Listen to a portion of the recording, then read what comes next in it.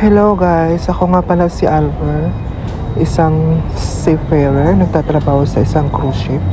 Ngayon, ah, ito na yung araw na pinakaihintay ko. Halong, hindi ko maintindihan yung nararamdaman ko.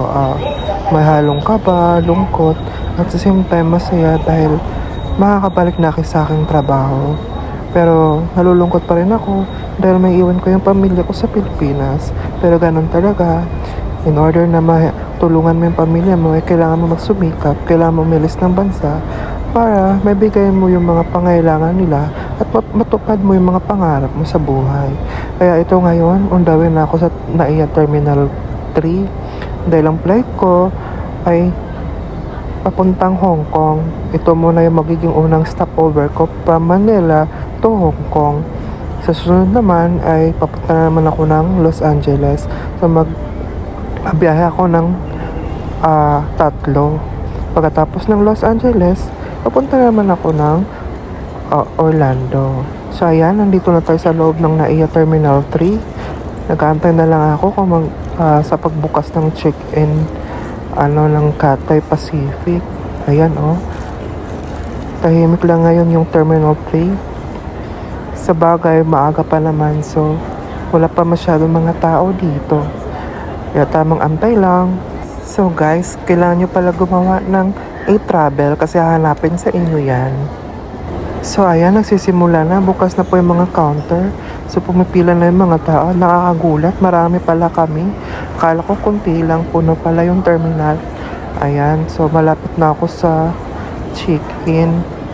Ayan, isusurrender na yung mga pagkahit ko. Ayan po. Si ate, mabait po yan. Ito pala po yung mga bagahe ko. 2 pala yung bagahe ko. So pagkatapos ko mag-check-in, ayun, dumiretso na ako sa immigration. Dito ako pumila sa may OFW immigration dahil check yung passport ko, yung Siemens box, saka yung mga documents na kinakailangan tingnan ng mga immigration officer.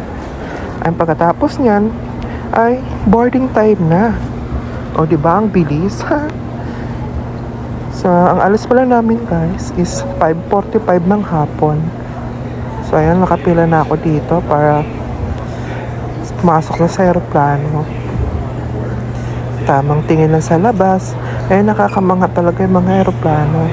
Ang lalaki, ayan, may lumipad nga. Ayan pala yung Emirates. Yan po yung dati kong sinakyan. Ayan, so papasok na tayo. Malapit na tayo makapasok sa aeroplano. Ayan guys, so yung aeroplano natin. Cathay Pacific pala yan. So ayan, tamang lakad lang. Ayan, malapit na tayo sa pintuan guys. Ay, halong excitement sa kaba talaga yung nararamdaman ko sa ngayon. Ito na nga, tinuro na nga ni ate kung saan ako upo. Ayan, doon pala ako sa dulo. Ito pala yung loob ng aeroplano ng Cathay Pacific. Paano ba sabihin? Cathay o Cathay? Charis. Ayan. So, tamang antay lang dahil may nakaharang. Tamang lakad lang. At ito pala, nakaupo na pala tayo. O diba, ang bilis. So, dito pala tayo sa tabi ng bintana. Di ko na nilagay yung bagahe ko sa taas dahil bag lang naman yan. Ayan, malapit na tayo lumipad guys. Pinasok na lahat ng mga bagahe. Ayan ang ganda talaga pag masda ng labas.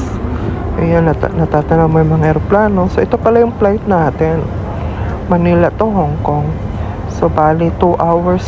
Mahigit po yung biyahe from Manila to Hong Kong. So ayan, sisimula na kami lumipad guys.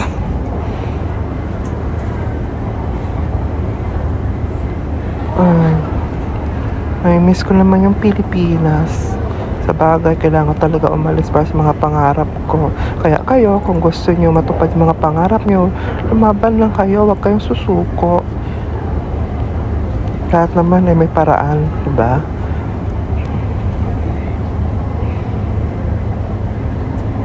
Ngayon, tamang tanaw lang sa bintana.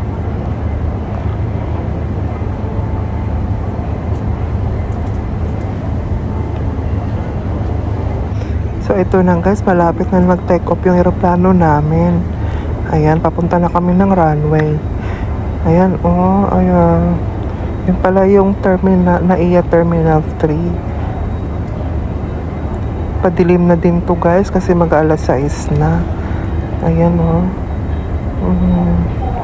Yan po yung NAIA Terminal 1. Ayan, oh. Mabuhay.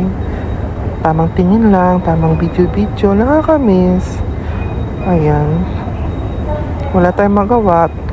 Tawag ng trabaho to, so kailangan natin umalis ng bansa. Ayan, ito na guys. Pa-take off na nga kami dito. Ayan. Ang bilis lang, no? Oh, pak.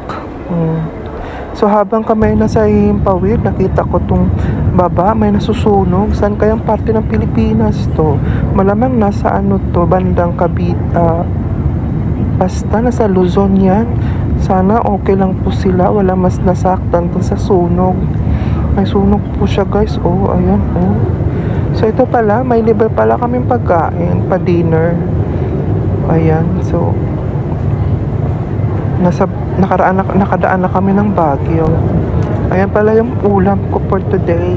Yung pagkain na binigay sa akin, pork adobo na may carrot, saka pechay, saka kanin. So ayan guys, makalipas ng 2 oras is nasa Hong Kong na kami.